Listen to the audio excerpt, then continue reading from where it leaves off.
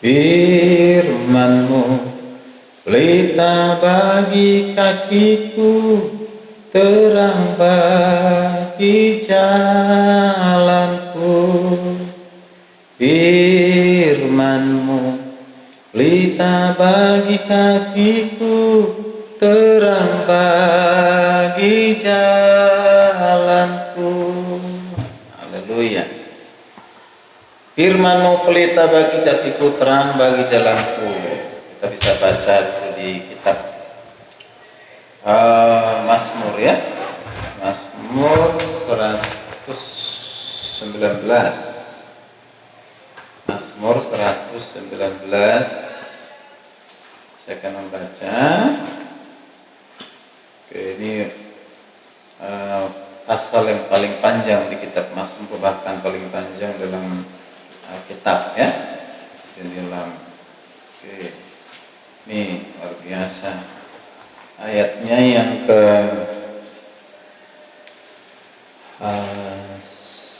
105. Yang 105. Oke, 105. Ya, ini dia. Oke. Firman-Mu itu pelita bagi kakiku, terang bagi jalanku. Kan? Firman-Mu, firman Tuhan, pelita. Pelita itu berarti kan biasanya kalau dipakai menerangi jalan ya, ada pelita itu ya, menerangi supaya jalan kita tidak terantuk, maka perlu ada terang. Misalnya kalau kita berjalan di tengah-tengah kegelapan, nah itu harus ada, biasanya kita bawa lampu teplok kah, lampu obor kah, terus jenis dikatakan pelita. Pelita. Nah, jadi firman itu adalah pelita yang menerangi setiap langkah hidup kita, supaya langkah hidup kita itu tidak ke kiri, tidak ke kanan, tapi ke jalan yang lurus. Nah, jalan yang sudah ditetapkan oleh Tuhan. Ya, tapi di dunia ini kan masih senang dengan jalannya sendiri, bahkan menganggap dia sudah ada di jalan yang lurus, atau sementara masih ada, sementara ini cari-cari jalan yang lurus, maka mendoakan supaya mendapat jalan yang lurus. Tapi sebenarnya jalan yang lurus itu sudah ada, yaitu firman-Mu. Firman-Mu, firman yang ada di dalam kekekalan. Firman itu adalah Allah itu sendiri, kecuali Alkitab ini firman yang tertulis. Kalau firman yang hidup, yang logos, itu adalah Yesus Kristus, yang Allah yang telah menjadi manusia, ya, firman yang logos. Nah, puji Tuhan, firman yang tertulis sudah diberikan kepada kita yang bisa menerangi setiap langkah kaki kita, sehingga langkah kaki kita itu berjalan dalam terangnya Tuhan, dalam terangnya firman Tuhan, tidak berjalan dalam kegelapan. Kegelapan itu bukan kegelapan duniawi karena tidak ada sinar matahari ya, tapi kegelapan itu karena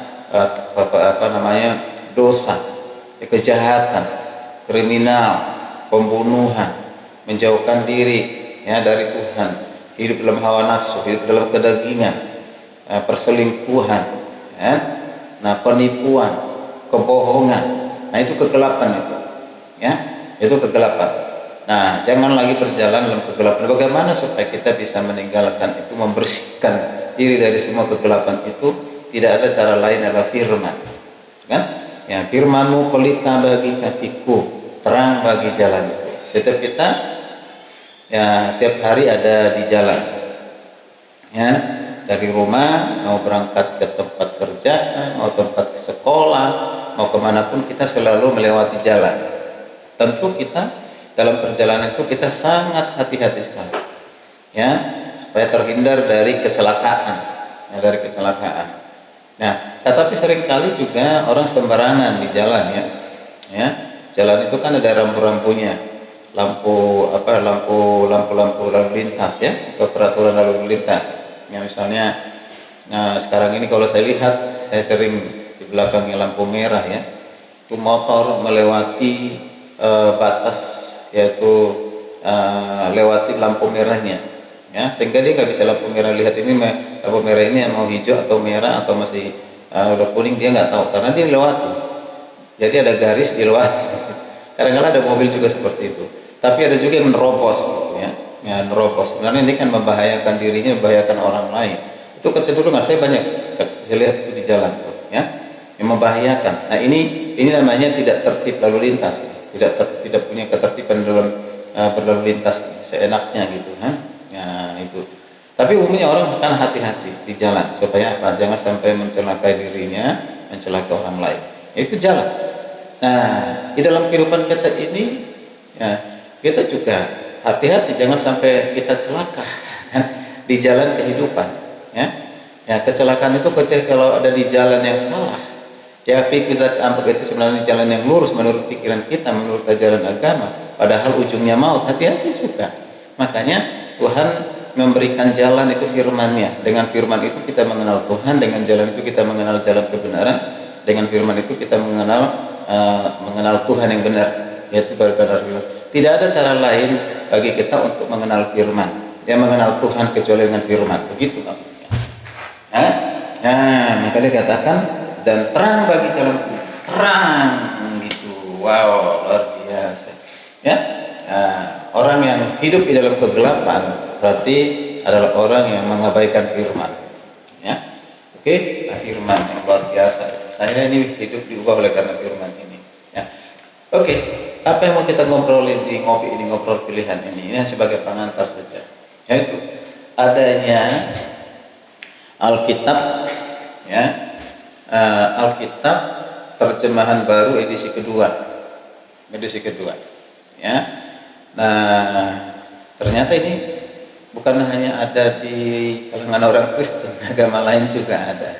Teman saya lihat di TikTok, di YouTube, ya, tunjukkan, lalu mengatakan ini Alkitab ini sudah banyak berubah, bukan aslinya lagi, diterjemahkan, tidak konsisten katanya. Lagi ada yang bicara itu orang-orang yang mualaf juga, kan gitu. Nah itu Alkitab itu diubah-ubah terus, ya. Kitab suci kami konsisten, tidak pernah diubah-ubah, siapa bilang.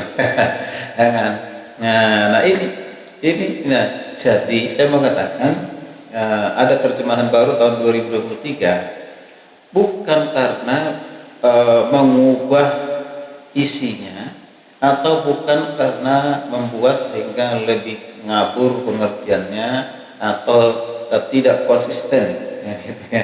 Tidak konsisten, jadi atau dibuat sesuai dengan kemauan supaya kelihatannya benar gitu, tidak demikian. Ya, jadi kalaupun diperbaharui terjemahannya supaya maknanya, isinya itu, doktrinnya itu, dogmanya itu bisa lebih mudah dimengerti, lebih mudah dipahami sesuai dengan perkembangan bahasa, kan? Bahasa, ya, ya, kita bersyukur dengan bahasa kita, bahasa Indonesia, kita cinta dengan Indonesia. Tapi dibandingkan dengan kekayaan kosakata dengan bahasa yang lain, termasuk bahasa Ibrani Yunani, masih jauh Ibrani Yunani. Makanya zaman dulu, ya, Alkitab ini awalnya diterjemahkan, ya, banyak ada juga memang dari agama lain yang ikut menerjemahkan, ya kan. Nah, jadi belum banyak menjadi ahli bahasa pada saat itu. Nah, sekarang ini sudah banyak ahli bahasa, profesor ahli bahasa dalam Ibrani Yunani sudah cukup banyak, ya. Nah, bukan saja ahli bahasa Ibrani, tapi mereka juga adalah orang-orang yang sudah paham sejarah, bahkan tahu arkeologinya, dan mereka melakukan suatu riset ataupun penelitian ke tempat-tempat, ke lokasi di mana Alkitab ini mulai dituliskan dan juga menemukan manuskrip aslinya, ya. Nah itu. Jadi sekali lagi, mengapa ada terjemahan 2003 edisi kedua ini adalah untuk menolong kita supaya bisa lebih mengerti, memahami sesuai dengan bahasa yang Yunani, Ibrani Yunani, mana yang lebih mendekati, gitu, ya. Oke, itu sudah ada oleh Lembaga Alkitab Indonesia. Ya, di sini penjelasan singkatnya di sini, ya. Bisa dimiliki penjelasan singkatnya di sini. Oke. Nah, saya kasih contoh. Ya. Jadi jangan bilang ini sudah tidak asli, palsu. Memang tidak. Ya ini terjemahan. Siapa bilang ini asli? Terjemahan. Tapi terjemahan bukan berarti itu tidak bukan firman Tuhan. Oh, firman Tuhan luar biasa. Oke, nah, firman Tuhan. Contoh, ya. Ini cukup banyak, tapi saya mungkin hanya melihat beberapa ayat Alkitab saja, mulai di Perjanjian Lama. Misalnya ini berhubungan dengan, jadi apa saja yang diubah dalam ya terjemahan baru yang kedua tahun 2003. Jadi pembaharuan dari segi ejaan dan juga dari segi penulisan, ya, dari segi penulisan. Misalnya nih, ya, contoh ya dalam Alkitab ini yang terjemahan baru kedua ini ada kata daripada digunakannya untuk menandai perbandingan. Contoh Kejadian 4 ayat 13. Kejadian 4 ayat 13. Kata Kain kepada Tuhan, hukumanku itu lebih besar daripada yang dapat kutanggung. Ya, hukuman, dikatakan sekali lagi, kata Kain kepada Tuhan, hukumanku itu lebih besar daripada yang kutanggung. Itu terjemahan yang lama, ya, terjemahan yang pertama yang baru, ya. Kemudian kita lihat yang sekarang 2023, terjemahan edisi kedua 2023. Apa persamaannya? Kata Kain kepada Tuhan, kata Kain kepada Tuhan, sampai di situ sama, ya. Hukumku itu itu lebih besar, ya, ya, masih sama, ya, masih sama. Nah, baru kita lihat daripada, nah ini daripada, ya, daripada masih sama di situ, yang dapat kutanggung, yang dapat kutanggung. Kalau tadi yang dapat kutanggung. Nah, jadi kita perhatikan di sini kata dari. Nah, kalau daripada digabung, ya, terpisah, daripada, kan? Dari, ya, kasih spasi pada. Tapi di yang baru itu dibuat dengan dipisah, dengan digabung, daripada, ya kan? Nah, jadi kata daripada di terjemahan yang lama itulah telah diganti dengan dari, ya, dari. Nah, jika yang dimaksud adalah pemisahan atau pencegahan seperti dalam contoh misalnya, nah, contoh ya, kita lihat ya. Nah, itu Matius 6 ayat 13, ya. Janganlah membawa kami ke dalam pencobaan, tetapi lepaskanlah kami dari, kata spasi, pada yang jahat, dari pada yang jahat. Nah, terjemahan baru yang edisi kedua, dan janganlah membawa kami ke dalam pencobaan, tetapi lepaskanlah kami dari yang jahat. Jadi tidak ada padanya, jadi dari yang jahat, begitu, ya, dari yang jahat, ya, gitu, bukan daripada yang jahat, dari yang jahat. Nah, ya, apakah akhirnya berbeda? Ya, dia makin jelas justru, ya. Nah, Yosua 2 ayat 1. Perhatikan Yosua 2. Ini terjemahan yang lama, terjemahan baru yang lama, ya. Nah, dikatakan, pergilah, amatilah negeri itu dan kota Yeriko. Nah, kota Yeriko. Nah, kita terlihat terjemahan yang baru, ya, edisi kedua. Pergilah, amatilah negeri itu dan kota Yeriko, ya. Nah, di sini kita bisa perhatikan, ya. Nah, apa yang diperbaiki di sini, ya, diperbaiki di sini. Nah, itu kata Yeriko. Nah, Yeriko. Nah, itu kita lihat, ya. Kalau kata tadi sangat jelas, ya. Nah, itu kita perhatikan. Nah, tulisannya itu ada perubahan di sini. Oke. Nah, kemudian kita coba lihat lagi yang lain. Oke, nah, banyak. Ini contoh-contoh, ya. Itu, oke. Jadi kata kota yang diubah tadi itu kata kotanya huruf kecil di perjanjian lama, perjanjian baru. Yang terjemahan yang lama, terjemahan edisi kedua, kata kotanya, kaknya itu dibuat besar, gitu, ya. Oke, kemudian Daniel 2 ayat 4 dikatakan, ceritakanlah kepada hamba-hambamu, ya, mimpi itu, ya. Nah, sekarang dikatakan, ceritakanlah kepada hamba-hambamu mimpi itu. Nah, di sini bisa kita perhatikan, dikatakan yang menjadi satu perubahannya, ya, kita perhatikan, ceritakanlah kepada hambamu mimpi itu. Nah, ceritakan kepada hamba-hambamu mimpi itu. Jadi di sini kalau kita bisa melihat ini perubahan yang ada. Kalau yang di atas itu ada menggunakan kata ceritakan kepada hamba-hamba mimpi itu. Di sini kepada hamba-hambamu mimpi itu. Nah, ya. Oke. Nah, banyak yang lain itu perjanjian lama. Kita perhatikan di sini. Jadi tidak ada sebenarnya yang akhirnya melenceng lah, dibuat-buat lah, tidak konsisten lah, tidak ada. Kemudian di Ibrani 1 ayat 3. Ibrani 1 ayat 3 bisa kita perhatikan. Nah, ia duduk di sebelah kanan yang maha besar.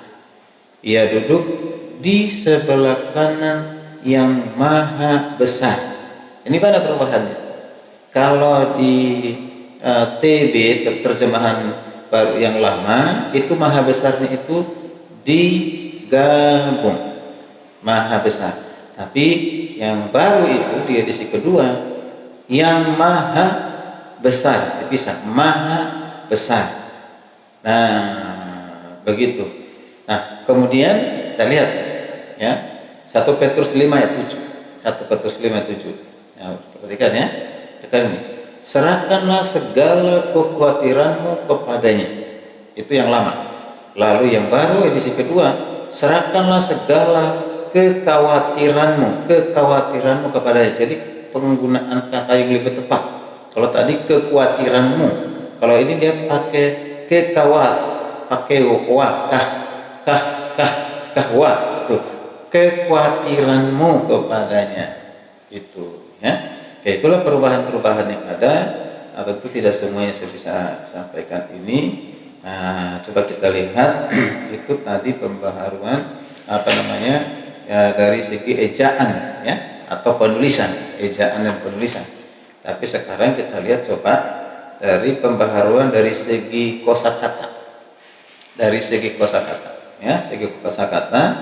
Contoh misalnya gini, kita lihat ya. Oke, ini terjemahan yang lama ya. Setelah Arpaksad hidup 35 tahun, ia memperanakkan Sela. Arpaksad masih hidup 403 tahun setelah ia memperanakkan Sela, dan ia memperanakkan anak-anak lelaki dan perempuan. Oke. Nah, kita perhatikan kata memperanakan. Ya, memperanakan. Jadi menjadi perhatian kita kata memperanakan. Ya, dari segi kosakata. Nah, ada pembaharuan ya. Pembaharuan diperbaharui di tafsiran lagi. Terjemahan yang baru edisi kedua. Sekarang ini.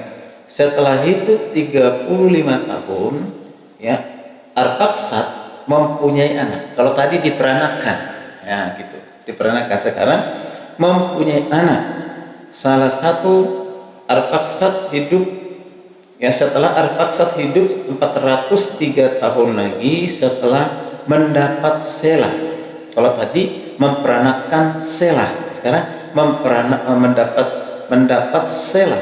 Ia juga mempunyai anak-anak laki-laki dan perempuan. Nah, kalau tadi di sebelumnya terjemahan yang lain, ia memperanakan anak laki-laki dan perempuan. Nah, sekarang mempunyai anak-anak laki-laki dan perempuan. Itu dari kosakata. Ya. Oke, nah itu luar biasa ya. Pikir semakin mantap, semakin jelas begitu ya. Bukan diubah-ubah isi Alkitab. Jangan kau bilang kalau diubah-ubah isi Alkitab. Tidak ada yang diubah-ubah ya. Diperbaiki terjemahannya iya ya. Lebih mantap, lebih baik ya. Oke, nah tuh coba kita bisa lihat lagi ya, contoh satu lagi tentang kosakata ya. Oke, tentang kosakata misalnya mana ini? Oke, nah ini Galatia 5 ayat 9. Galatia 5 ayat 9. Sedikit lagi sudah mengkamirkan seluruh adonan. Kata mengkamirkan seluruh adonan itu yang lama, tapi yang baru dikatakan apa? Sedikit ragi sudah membuat seluruh adonan mengembang. Nah itu kan. Nah ini jadi kalau tadi mengkamirkan diubah, diperbaiki menjadi membuat, ya, membuat seluruh adonan mengembang. Kalau tadi ibu di sini mengkamirkan seluruh adonan. Nah, jadi lebih diperjelas membuat seluruh adonan mengembang. Nah, gitu. Memang seperti itu kan. Itu luar biasa. Kalau menurut Kamus Bahasa Indonesia, Kamus Besar Bahasa Indonesia, kata kamir itu dapat berarti jamur yang berkembang biak dengan tunas kecambah atau ragi. Walaupun masih digunakan dalam kajian ilmiah, tidak banyak pembaca kitab yang memahaminya. Ya, nah, jadi di terjemahan edisi kedua ini menerjemahkan proses peragian yang terjadi pada adonan, ya, dengan menggunakan bahasa Yunani yaitu jumo, bukan juma ya. Kalau juma urusan di sana itu jumo, ya, dengan padanan yang lebih mudah dimengerti. Ya, jadi lebih mudah dimengerti daripada mengkamirkan gitu. Salah-salah orang nanti menghamilkan kan repot. Mengkamirkan ya. Nah, diubah menjadi membuat itu. Jadi di mana yang dikatakan tidak konsisten? Di mana yang bilang diubah-ubah kayak isi Alkitab? Tidak ada. Ya, bukan diubah. Makanya dibaca baik-baik ya. Nah, itu yang dibilang diutup itu oleh siapa itu? Nggak usah disebut nama lah ya. Oke. Supaya lebih jelas lagi, 1 Timotius 1 ayat 10. 1 Timotius 1 ayat 10. Nih, terjemahan yang lama ini. Ya, bagi orang cabul dan pemburi, bagi penculik, bagi pendusta. Nah, mana yang diperbaiki di situ terjemahannya? Ya, maksudnya diperbaharui ya. Ya, terjemahannya yang baru itu dikatakan begini: bagi orang cabul dan laki-laki yang bersetubuh dengan sesama jenisnya, bagi penculik, bagi pendusta. Mana yang diubah? Perbaiki. Kalau tadi dikatakan pemburit diubah menjadi, yang diperbaiki menjadi laki-laki yang bersetubuh dengan sesama jenisnya. Wah, ini lesbian atau laki-laki dengan laki-laki, perempuan dengan perempuan ya, bersetubuh itu. Itu kekejian bagi Tuhan itu ya. Itu dosa besar, tidak boleh. Sekarang dihalalkan, bahkan ada yang menikah sejenis, laki-laki dengan laki-laki, perempuan dengan perempuan. Dunia semakin jahat, terbalik, direstui lagi kadang-kadang yang oleh orang tua yang lain ya, itu pendusta. Perhatikan kalau menurut Kamus Besar Bahasa Indonesia, memburit itu mempunyai arti bersetubuh sesama laki-laki ya. Nah, itu memburit berarti mempunyai arti bersetubuh sesama laki-laki. Namun kata ini sudah sangat jarang digunakan masa kini. Jadi kata pemburit itu pelaku tindakan memburit ya, tidak mengerti lagi oleh kebanyakan penutur bahasa Indonesia kini. Kata itu merupakan padanan dari istilah Yunani yang disebut dengan arsenokoites yang dikatakan ia yang laki-laki bersetubuh dengan laki-laki. Nah, jadi di TB2 atau terjemahan yang edisi kedua tidak menggunakan istilah pemburit lagi, melainkan mengungkapkan makna secara umum. Lalu di mana yang diubah, bro? Ya, di mana ini dibilang itu jadi berubah? Tidak, semakin diperjelas iya supaya lebih mudah dipahami, dimengerti. Ya kan, Tuhan itu menggunakan bahasanya manusia, bukan bahasanya Tuhan gitu. Nanti bahasanya Tuhan ini seperti apa? Wah, luar biasa. Ya kan? Nah, ini kita perhatikan di sini. Jadi jelas ya. Firman Tuhan untuk kebutuhan dari manusia. Oke. Masih banyak ya contoh-contoh, misalnya kita lihat ini ya. Saya masuk dulu ke kitab Matius 5 ayat 15. Matius 5 ayat 15. Katakan, lagi pula orang tidak menyalakan pelita lalu meletakkannya di bawah gantang. Ya. Lagi pula orang itu tidak menyalakan pelita lalu meletaknya di bawah gantang. Nah, ya ini yang diperbaiki di sini kata gantang, ya gantang, ya gantang. Nah, jadi dibuat begini, lagi terjemahan yang baru ini, edisi kedua. Lalu pula orang tidak menyalakan pelita lalu meletaknya di bawah tempayan. Jadi dari kata gantang, ya, yang diubah jadi tempayan, gitu, ya. Jadi makin jelas, ya. Jadi di situ, ya. Oke, nah itu dari kosakata, ya dari kosakata. Nah masih banyak, masih banyak. Saya tidak mungkin sampaikan semuanya, ini satu-satu aja dulu ya. Kemudian, ya ini untuk meluruskan orang-orang yang menuduh, ya Alkitab tidak asli, memang tidak ada yang asli ya. Siapa yang bisa berani berkata kitab suci ini asli, kan tidak ada ya. Tapi itu bukan karena tidak asli lagi, tapi ini terjemahan tetap sama dengan aslinya, ya. Ya. Nah, teks namanya teks terjemahan, ya kan? Ya, terjemahan. Oke. Dan itu tetap adalah firman. Jadi ada juga pembaruan dari penerjemahan, ya, penerjemahan. Ada, ya. Ya, jadi selain daripada kosakata, penulisan, ya, yang diambil kata-kata yang sudah usang, yang jarang digunakan dalam bahasa Indonesia, ya. Nah, sekarang saya memperhatikan ya di terjemahan perjanjian terjemahan kedua, edisi kedua itu ada yang sekarang ini kita lihat, perhatikan dua raja 1:2 ini contoh ya. Ya, terjemahan baru yang lama. Ya, aslinya terjemahan yang lama ya. Pergilah, mintalah petunjuk kepada Beelzebub, ya, Beelzebub, Allah di Ekron. Apakah aku akan sembuh dari penyakit ini? Nah, yang dirubah di sini tidak menggunakan kata Allah lagi di terjemahan edisi kedua. Nah, hari ini pergilah, tanyakanlah kepada Beelzebub, ilah. Nah, kalau tadi Allah, ilah di Ekron, apakah aku akan sembuh dari penyakit ini? Jadi kata ilah, jadi tidak menggunakan kata Allah. Mengapa demikian? Nah, jadi dalam ayat ini ada kata Allah, ya, kitab terjemahan yang lama diterjemahkan dari kata Ibrani Elohim, ya, Elohim dalam bentuk singkat atau disebut dengan Elohe, ya, Elohim, ya. Tapi kita perhatikan Elohim juga digunakan untuk Allah, ya, digunakan juga untuk Allah yang disembah bangsa Israel. Nah, bahasa Ibrani tidak menggunakan huruf kapital sehingga tidak ada perbedaan penulisan antara Elohim Israel dan Elohim bangsa lain. Nah, jadi dari segi pelafalan pun keduanya tidak berbeda. Ya, tidak berbeda. Penulisan Allah diawali huruf kapital. Ya, yaitu.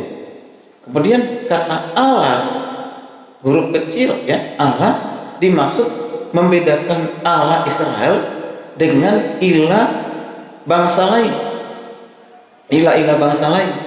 Nah, tentu saja dalam keyakinan Israel kuno, selain Allah mereka tidak ada ilah lain, tidak ada ilah-ilah lain yang boleh disembah. Ya, jadi pembedaan inilah lebih jelas sehingga digunakan Allah dibedakan dengan ilah. Jadi kalau ilah itu menuju kepada Elohim, penyembahan berhala, karena digunakan sama, ya, penyembahan berhala, makanya ilah. Nah, tapi kalau Allahnya Israel tidak menggunakan itu, jadi akhirnya diubah dengan tadi penyembahan kepada Allah itu, pada berhala itu ilah. Jadi penyembahan kepada Tuhan yang benar menggunakan yaitu kata Allah. Begitu, bro, ya. Nah, ini luar biasa ya. Oke. Nah, sekarang satu atau beberapa ayat lagi kita lihat di sini. Nehemia 1:8. Nehemia 1:8. Katakan terjemahan yang lama ya. Bila kamu berubah setia, kamu kuceraikan di antara bangsa-bangsa. Ya, yang menjadi perhatian kita adalah berubah setia. Berubah setia.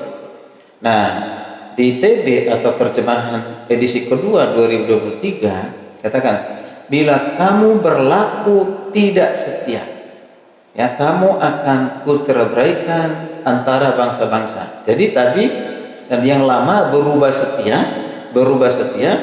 Nah sekarang dikatakan berlaku tidak setia. Kan semakin mantap dia kan? Nah, semakin mantap. Jadi dimaksudkan dari penggunaan Alkitab TB atau terjemahan yang lama dengan padan kata berubah setia itu bisa dapat disalah mengerti dalam arti berubah menjadi setia. Ya kan bisa. Jadi berubah menjadi setia bisa disalahartikan seperti itu. Padahal yang dimaksudkan justru sebaliknya. Ya sebaliknya. Nah demi kejelasan maknanya maka terjemahan yang baru edisi kedua 2003 menggantinya berubah setia itu menjadi berlaku tidak setia. Berubah setia berarti dia setia kan? Ya jadi setia. Berubah dari yang tidak setia jadi setia. Sebenarnya bukan itu. Tapi yang maksud di sini adalah tujuannya berlaku tidak setia. Ya begitu. Ini sesuai dengan arti kata dari bahasa Ibraninya itu ma'al. Ma'al, bukan maaf, ma'al. Ya ma'al dalam bahasa Ibrani. Itu kan? Luar biasa dahsyat dengan Alkitab kita. Wow. Nah, Habakuk 1 ayat 7. Supaya semakin banyak tahu. Ya. Jangan diragukan begitu ya. Ya, kalau kamu tetap ragukan ya silakan aja ya. Tapi orang Kristen harusnya lebih bersyukur mau mendapatkan Alkitab terjemahan baru 2023 ya, hubungi Lembaga Alkitab Indonesia ya. Oke, boleh juga melalui kita ya. Oke. Nah, karena kami ada MOU juga dengan Lembaga Alkitab Indonesia untuk pendistribusian penyebaran Alkitab. Kami ada MOU ya. Oke, kemudian kita perhatikan Habakuk 1 ayat 7 tadi. Ini kalimat pendek ini. Terjemahan yang lama ini, terjemahan yang lama ya. Bangsa itu dahsyat dan menakutkan. Bangsa itu dahsyat dan menakutkan. Kata mana yang harus kita perhatikan? Yaitu kata dahsyat. Ya, dahsyat itu di terjemahan yang baru edisi kedua 2023 dikatakan bangsa itu mengerikan. Kalau dahsyat itu sebenarnya pengertian yang positif ya. Ya, sama-sama yang positif. Ini mengerikan dan menakutkan. Jadi, nah itu. Kalau tadi bangsa itu dahsyat dan menakutkan, sudah dahsyat kok menakutkan gitu. Padahal ini negatif ya menakutkan itu. Maka diubah menjadi mengerikan.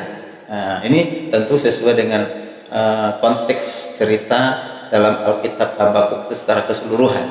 Ya. Oke. Mari kita lihat lagi Zefaya 2 ayat 11. Zefaya 2 ayat 11 menurut terjemahan yang lama ya mengatakan demikian, Tuhan akan mendahsyatkan mereka sebab Ia melenyapkan para allah di bumi. Apa yang menjadi perhatian kita? Yaitu mendahsyatkan mereka, mendahsyatkan mereka. Nah, itu yang lama. Yang baru ya dikatakan begini terjemahan yang baru ya. Tuhan akan menakutkan ya. Tuhan akan menakutkan bagi mereka sebab Ia akan melenyapkan semua ilah di bumi. Kalau tadi kata Allah di bumi, dibuat jadi ilah di bumi. Kalau tadi mendahsyatkan mereka, sekarang menakutkan bagi mereka. Itu kan semakin mantap. Nah, mengapa demikian? Perlu diketahui bahwa kata dahsyat paling umum digunakan sekarang ini dalam arti hebat. Itu kan? Dahsyat men, hebat men. Gitu kan. Ya, gitu ya. Nah, hebat gitu ya. Atau amat sangat gitu ya. Itu dalam kamus besar bahasa Indonesia. Nah, namun kata ini sebenarnya juga berarti mengerikan, menakutkan, dan ditandai sebagai kata klasik dalam sastra Melayu, yaitu takut, bingung, ketakutan, ya, kebingungan. Nah, jadi dalam dua contoh di atas tadi, ya, Habakuk 1:7 dan Jepaya 2:11 itu. Nah ini kata dasyat itu merupakan terjemahan dari kata Nora Ibrani, bukan Nora loh, bukan Nora ya, dalam bahasa Ibrani yang artinya apa? Yang ditakuti, yang menakutkan. Jadi dulu mungkin waktu zaman Alkitab yang lain belum ada ahli bahasa Ibrani, bahasa Yunani, jadi disesuaikan aja dengan bahasa kita, bahasa Indonesia begitu ya. Oke, jadi itu. Nah ini berarti sangat jelas ya. Jadi kata Nora itu berarti mengerikan, dari kata dasar yara. Yara itu bahasa Ibrani yaitu takut.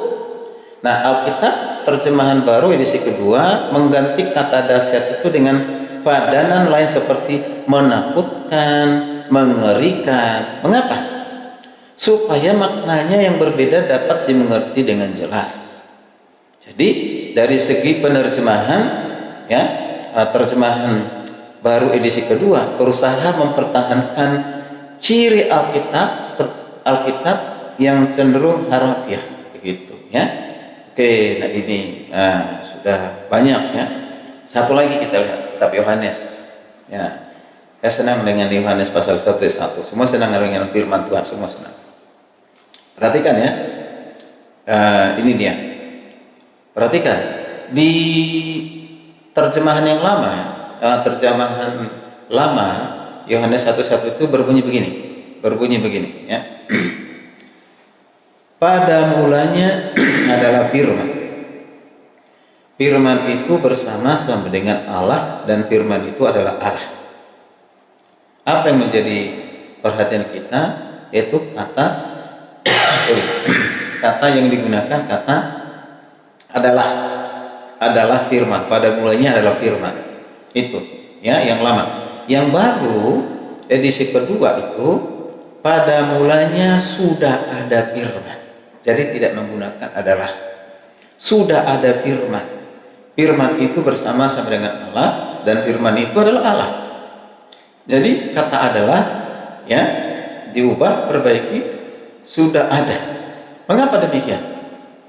Nah, jadi menurut Kamus Bahasa Indonesia, Kamus Besar Bahasa Indonesia, kata adalah berarti identik dengan apa? Sama maknanya dengan, termasuk dalam kelompok atau golongan. Itu kan biasanya ya. Nah, itu dikatakan adalah berarti sama identik dengan atau sama dengan ya kan, atau termasuk dalam kelompok atau golongan. Nah ini jadi berbeda dengan definisi kata adalah dalam Yohanes 1:1, lebih tepat dimengerti sebagai paduan kata, yaitu ada dan lah. Jadi kata KBBI bentuk terikat yang menekankan makna kata yang di depannya ya. Nah ini sehingga dalam contoh yang tadi dibaca Yohanes 1:1, kata adalah ya menerjemahkan kata Yunani eimi. Kata Yunani eimi. Ini dalam bentuk lampau, bukan bentuk ini ya. Nah, maka dikatakan itu lebih tepat terjemahkan kata eimi itu ada atau sudah ada. Firman itu sudah ada, masa lampau. Begitu. Ya, masa lampau gitu ya. Ya, masa lampau. Yang ditekankan di sini adanya atau hadirnya firman. Ya, atau disebut dengan kata firman itu logos. Ya, logos. Nah, jadi sejak awal penciptaan logos itu sudah ada, firman itu sudah ada. Bahkan sebelum segala sesuatu ada, firman itu sudah ada. Firman itu ada kata-kata tadi adalah Allah, berarti Allah sudah ada sebelum segala sesuatu ada. Oke? Nah, ini berbicara tentang siapa ini? Kristus, Allah, firman yang telah menjadi manusia, yaitu berinkarnasi. Logos, Yesus itu adalah logos, dia adalah firman yang telah menjadi manusia. Oke, dia pribadi, ya. Ya, pribadi. Itu sudah ada di dalam kekekalan. Sudah ada masa lampau, hari ini, esok dan selamanya. Dan sudah ada masa lampau itu bukan menunjuk kepada hari, minggu, tahun, abad, bukan, ya. Jadi terus menerus ada begitu, ya. Nah, itu maksudnya. Berarti ini menunjuk bahwa Kristus di dalam hal keilahiannya, ya, sudah ada di dalam kekekalan. Sebelum dikandung dan dilahirkan oleh Maria, dia sudah ada, ya, bukan telah ada, ya. Jangan katakan Kristus telah ada setelah dilahirkan. Dari sisi tubuh kemanusiaannya iya, ya, dia kan namanya juga bilang manusia ada, tapi dari kealahan, keilahiannya sebelum dikandung oleh Maria, bahkan sebelum Abraham ada, bahkan sebelum langit bumi diciptakan, bahkan sebelum segala sesuatu ada, dia sudah ada. Itulah kata yang digunakan eimi, ya, eimi, ya, ya, sudah ada. Ini untuk memperjelas apa? Memperjelaskan eimi itu dalam bentuk lampau, ya, bentuk lampau. Oke, sudah sangat jelas, ya. Nah, itu luar biasa, ya, sebanyak yang lain-lainnya. Tapi akan kita lanjutkan, ya, untuk berikutnya. Ini 3:30, saya harus persiapan dulu, ada keperluan, ya, ke tempat lain. Tapi ini dasar. Kita akhiri dengan Yohanes 1 ayat 1, yaitu firman, ya. Pada mulanya tadi adalah firman, sekarang firman. Nah, firman itu dikatakan sudah ada, itu masa lampau sudah ada, dan firman itu adalah Allah sendiri. Nah, Allah itu, firman itu dikatakan dalam Yohanes 1 ayat 14, firman itu telah menjadi manusia di dalam pribadi Yesus Kristus. Dialah Logos, dialah Tuhan, dialah Juru Selamat kita yang sudah ada. Hebat, ya. Oke, luar biasa. Jadi mantap. Silakan bisa dimiliki, ya. Ya. Oke, saya punya juga besar, ya. Oke, baik. Maaf saya tidak buka ruang tanya jawab atau perdebatan. Saya hanya menyampaikan kiranya boleh menjadi berkat bagi Bapak Ibu sekalian yang mendengarkan. Ya, barang siapa yang membutuhkan Alkitab terjemahan baru edisi kedua tahun 2023, silakan dihubungi Lembaga Alkitab Indonesia. Ketika diketik di Google pasti ada, atau sampai ke toko-toko buku juga sudah ada, hampir semua toko buku, ya, sudah ada. Lebih bagus, ya. Terutama kita pengajar, ya, pengkhotbah, pengajar, hamba Tuhan, para pendeta harus memiliki Alkitab terjemahan baru edisi kedua tahun 2023, ya. Oke, baik. Terima kasih Bapak Ibu untuk semua yang bergabung, ya. Selamat beraktivitas. Tuhan menyertai, Tuhan melindungi, Tuhan memberkati. Yesus luar biasa, Yesus dahsyat, dialah Tuhan kita, dialah Juru Selamat kita. Tetaplah percaya kepadanya, ya. Tetaplah percaya hari ini, esok, dan sampai selama-lamanya. Shalom, Tuhan Yesus memberkati. Oke, mati. Kita akhiri di sini.